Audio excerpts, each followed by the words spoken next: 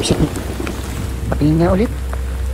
Polisi itu sangat dibenci oleh banyak masyarakat. Ini terjadi di Filipina, bukan di Indonesia ya. Film kali ini akan menceritakan tentang peristiwa tragis berupa pembunuhan massal yang terjadi di sebuah kota kecil di negaranya Manny Pacquiao. Hal ini bermula dari perselingkuhan yang dilakukan oleh sebuah keluarga. Bagaimana kisah selengkapnya? Langsung saja kita mulai alur ceritanya.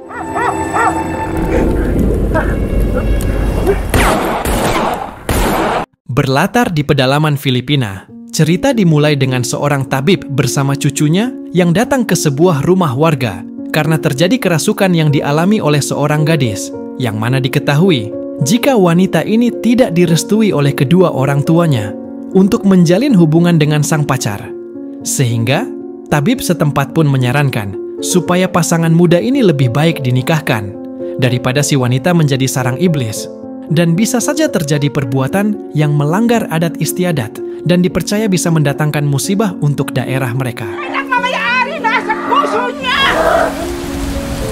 Kemudian, adegan berpindah ke sebuah tempat lain, di mana memperlihatkan sepasang kekasih. Si wanita bernama Patricia, sedangkan si pria yang adalah cucu dari tabib tadi bernama Jeff. Pasangan muda ini sedang jalan-jalan di kebun warga. Kemudian mereka berteduh di sebuah pondok dan melakukan hal tak senonoh, yang mana kegiatan yang mereka lakukan ini hampir saja ketahuan oleh si pemilik kebun. Kemudian kita diperlihatkan lagi sepasang suami istri yang sudah mempunyai 2 anak. Si istri bernama Magda, yang berprofesi sebagai seorang guru. Sedangkan suaminya bernama Daniel, dia adalah seorang polisi. Ketika Patricia dan pacarnya keluar dari kebun, Daniel melihat kelakuan mereka yang masih berciuman sebelum berpisah.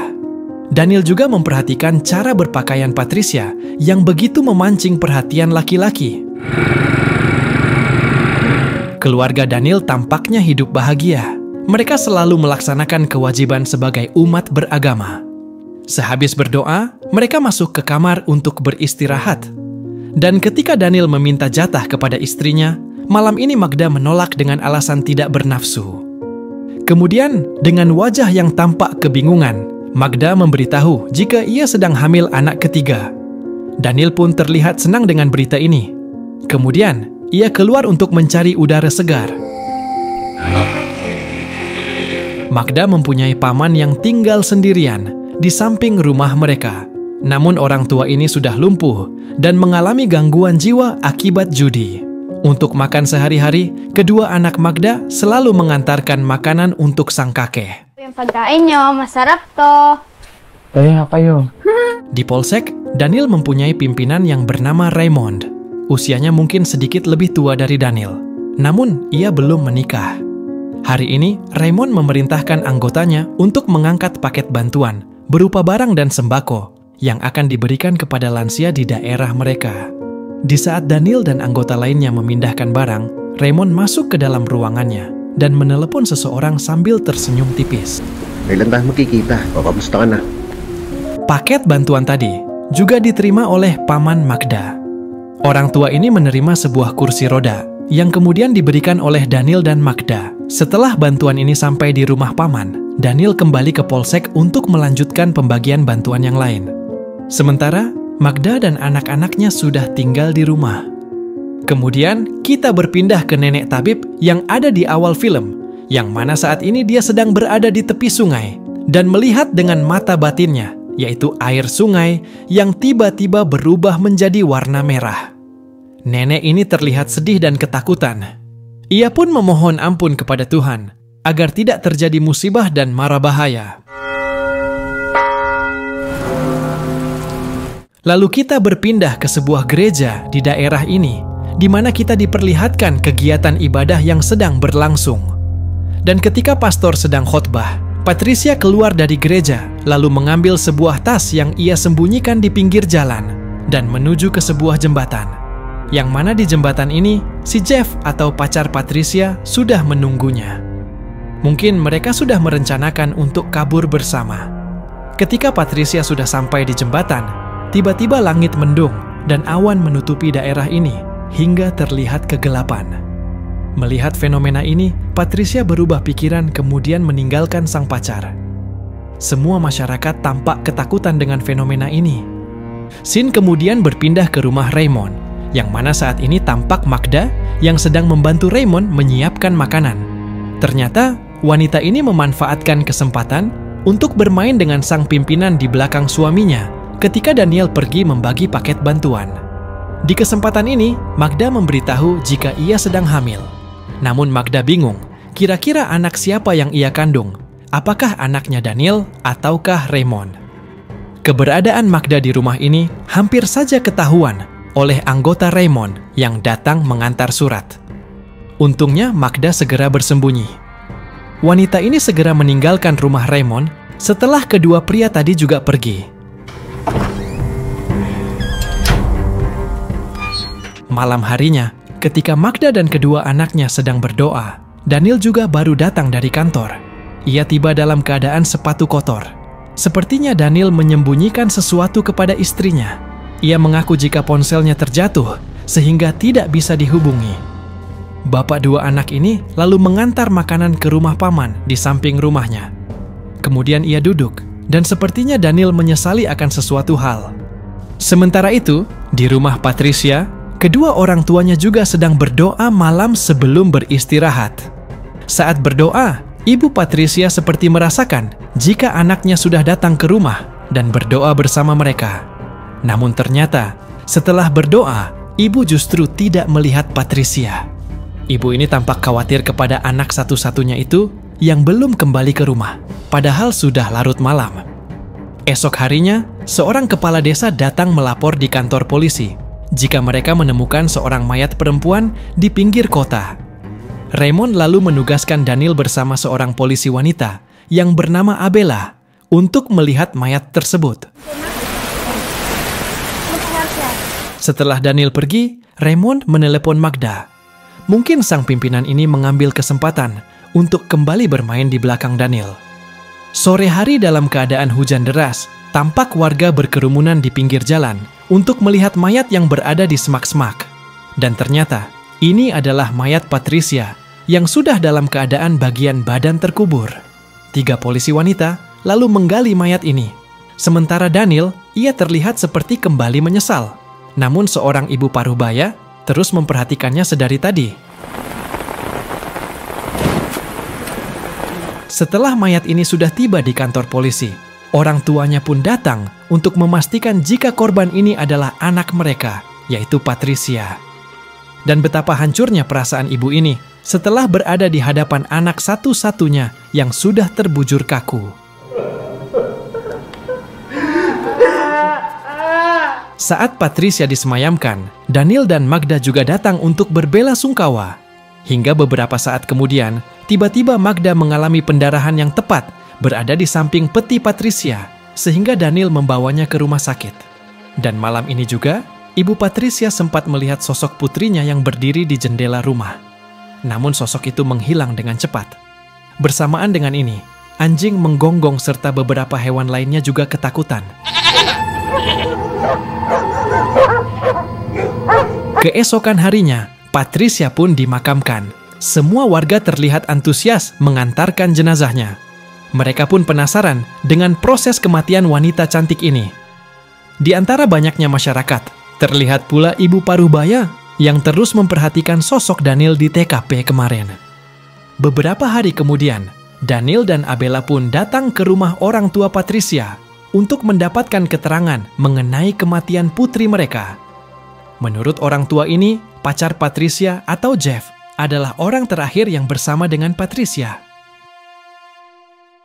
Kemudian Abela mencari Jeff ke pasar, namun orang terdekatnya mengatakan jika ia sudah pergi ke kota lain setelah pacarnya meninggal. Sepulangnya dari kantor, Daniel mengajak kedua anaknya untuk melihat ibu mereka di rumah sakit. Saat sampai di rumah sakit, mereka justru menemukan Raymond yang sudah berada di sini. Daniel masih melihat istrinya yang sempat berpelukan dengan atasannya ini. Namun Raymond berpura-pura datang menjenguk ketika Daniel memergoki mereka. Besok harinya di kantor, Daniel tampak gelisah dan tidak terlihat seperti biasanya. Tak lama kemudian, datanglah seorang wanita dengan membawa surat yang akan ia berikan kepada Abela. Abela lalu membuka dan membaca surat itu. Dan ternyata, Surat tersebut berisikan bahwa ia meminta Abela untuk datang sendirian dan menemui seseorang di sebuah gereja. Abela pun datang ke gereja yang dimaksud seorang diri. Di gereja ini, Abela sudah ditunggu oleh ibu paruh baya yang memperhatikan Daniel di TKP beberapa hari yang lalu. Dengan gemetaran dan ketakutan, ibu ini meminta untuk menceritakan peristiwa yang ia lihat di lokasi ditemukannya mayat Patricia. Namun sebelum bercerita, Abela merekamnya untuk dijadikan bukti. Kemudian, ibu ini pun mulai bercerita. Sore itu, si ibu pulang dari tempat kerjanya sebagai nelayan. Dan ketika berada di jalan yang sepi, ia melihat sebuah motor sedang terparkir. Bersamaan dengan ini, ia melihat seseorang yang sedang menggali di dalam semak-semak. Si ibu mencoba mendekat dengan perlahan dan menunggu orang itu sampai ia pergi. Dan ketika si pelaku naik ke motornya, dia menyebutkan kalau pria itu adalah Daniel. Ibu ini juga menemukan ponsel Daniel yang terjatuh di lokasi kejadian. Nagpapala. Kemudian Abela memberikan ponsel ini kepada Raymond dan menceritakan semua kesaksian si ibu. Sementara itu, Daniel terlihat semakin gelisah di kantor. Dia berusaha mencari di mana ponselnya. Kemudian, secara diam-diam, Raymond memerintahkan kepada Abela untuk mengumpulkan semua bukti dan juga saksi supaya kasus ini secepatnya dibawa ke pengadilan. Sa akin, para pagdating ng panahon, meron ho tayong kasinti. Raymond lalu mengajak Magda untuk datang ke rumahnya dan memberitahu hal ini kepada selingkuhannya itu. Dia memperlihatkan surat pernyataan saksi dan juga memperlihatkan ponsel Daniel yang terjatuh di TKP. Dan setelah membaca surat ini, tangis Magda pun tak dapat terbendung. Sambil menangis, ia juga mengingat beberapa kejanggalan yang dialami suaminya saat pulang membagikan sembako malam itu. Sekarang, kita akan melihat dari sisi Daniel. Hari ini, dia ke sekolah untuk mencari istrinya. Namun ternyata, Magda sudah pulang lebih awal. Ponselnya juga tidak aktif. Karena sudah ada kecurigaan, sehingga Daniel pun pergi ke rumah Raymond. Namun rumah ini dalam keadaan terkunci. Daniel kemudian masuk ke dalam rumah ini melalui jendela dan memeriksa kamar Raymond. Sehingga ia pun menemukan beberapa surat cinta dan juga ikat rambut Magda di dalam laci meja.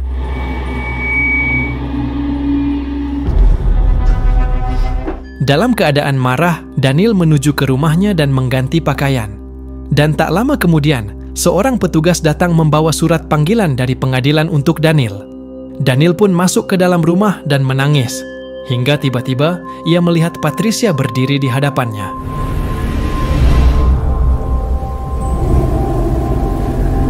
Sambil menatap Patricia, kita pun diperlihatkan bagaimana proses kematian gadis ini. Dan ternyata hari itu, ketika Patricia kembali ke gereja, dia bertemu Daniel di jalan. Yang mana pada waktu itu, Daniel juga pulang dari membagikan sembako. Polisi ini lalu beralasan untuk mengantar Patricia ke gereja. Namun di tengah jalan, ia justru membawa Patricia ke pantai dan melakukan aksi bejatnya di semak-semak sambil mencekik leher wanita ini. Karena pikirannya yang semakin kacau dan tidak terkontrol, Daniel lalu mengambil pistol dan kembali ke kantornya dalam keadaan hujan deras. Sesampainya di kantor polisi, maka inilah yang terjadi. Daniel menembak semua petugas yang sedang berjaga.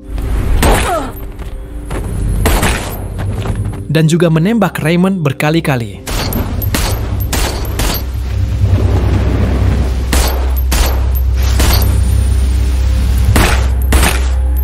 Saat hendak pergi, Abela yang dalam keadaan lemah pun mencoba memberi perlawanan dengan menembak Daniel dari belakang. Bersamaan dengan ini, rupanya Magda sedang berada di gereja yang berdekatan dengan kantor polisi, sehingga mereka pun mendengar suara tembakan. Beberapa orang berlarian keluar dari gereja untuk melihat keadaan di luar, termasuk Magda. Namun saat berada di depan kantor polisi, Magda berpapasan dengan suaminya yang keluar dari polsek. Kemudian Daniel pun melanjutkan aksi kejinya di jalanan. Setelah menembak istrinya dan beberapa warga, Daniel menuju ke kuburan Patricia dalam keadaan sudah tidak berdaya akibat tembakan dari Abela. Di momen ini, Daniel kembali melihat Patricia dan kita pun kembali diperlihatkan aksi bejat Daniel waktu itu.